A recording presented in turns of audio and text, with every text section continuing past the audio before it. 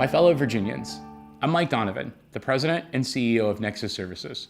My company works across Virginia and the United States to help people who are being released from jails and prisons. We also fund national law firms that provide defense for immigrants in removal proceedings and representation for individuals whose civil rights have been violated. I was born and raised in the Commonwealth of Virginia. I've built businesses here, and I have employed hundreds of hardworking Virginians in those businesses. I built companies and aid organizations that work with the most vulnerable populations, giving them a hand up and an opportunity to achieve the American dream, or at the very least, to live free from bondage and discrimination. Because we work with people being released from jails and prisons, I have seen the shockingly high rates of arrests of minorities in Virginia, and I know that our state systems, particularly our criminal justice system, are inherently unfair, they're discriminatory, and they're cruel. African Americans in Virginia are unfortunately accustomed to living with and fighting through these biases every single day. Over the past 2 weeks, our Commonwealth's government has been rocked at its foundation with racism. First, with the discovery that Governor Ralph Northam appeared in blackface while attending medical school, and then following that, the shocking revelation today from Virginia Attorney General Mark Herring that he also appeared in blackface. This act, deeply rooted in racism, mocks an entire race of people that make up about 20% of the state's population. This behavior is inconsistent with Virginia values, and both Governor Northam and Attorney General Herring simply must resign. But I'm concerned that the slow drip of this information is testing most Virginia citizens' faith in their state government. We can't continue to watch our Commonwealth be ripped apart on a weekly basis with more allegations and more discoveries like these about Governor Northam and Attorney General Herring. For these reasons, we have sent a letter to all members of the Virginia House of Delegates, all members of the State Senate, and all members of the governor's cabinet. The letter asks each elected or appointed 3 simple but incredibly important questions. 1, have you ever appeared in blackface or any other costume mocking another race or ethnicity?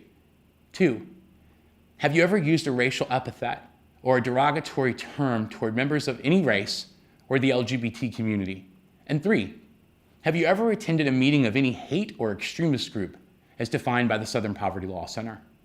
The responses, and lack of responses, if any, will be published for every Virginian to see on the website www.healvirginia.com. Virginians deserve answers after watching their executive government flail about in crisis for several days.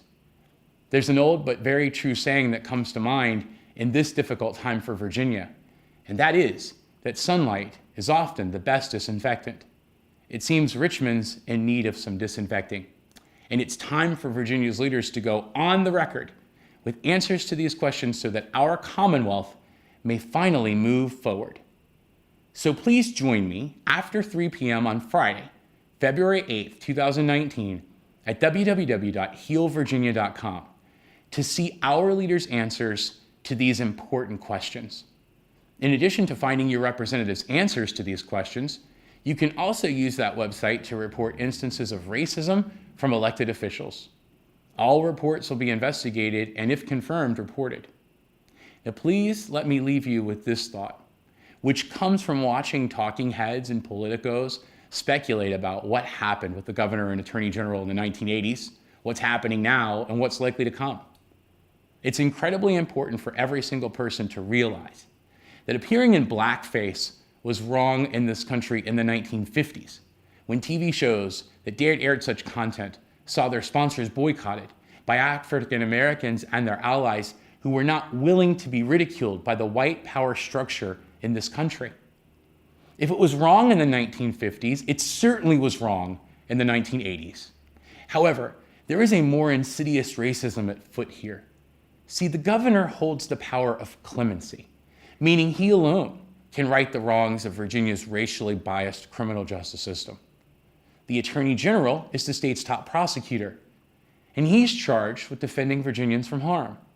Now, how can African Americans in Virginia and their allies trust that either of these individuals have any credibility to lead? They can't. Young African American men across the Commonwealth face hyper-policing in their communities and unforgiving prosecutors when and if they're caught even committing a petty crime.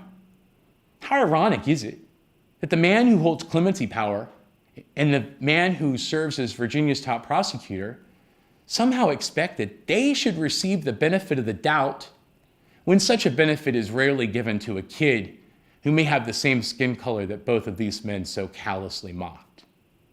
We're better than this, Virginia. And together, we can make Virginia better in the wake of this turmoil.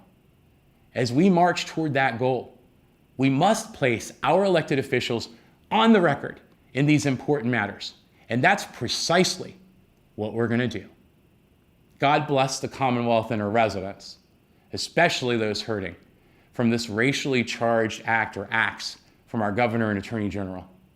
To those Virginians, I say this, and I'm quoting Winston Churchill: if you're going through hell, keep going.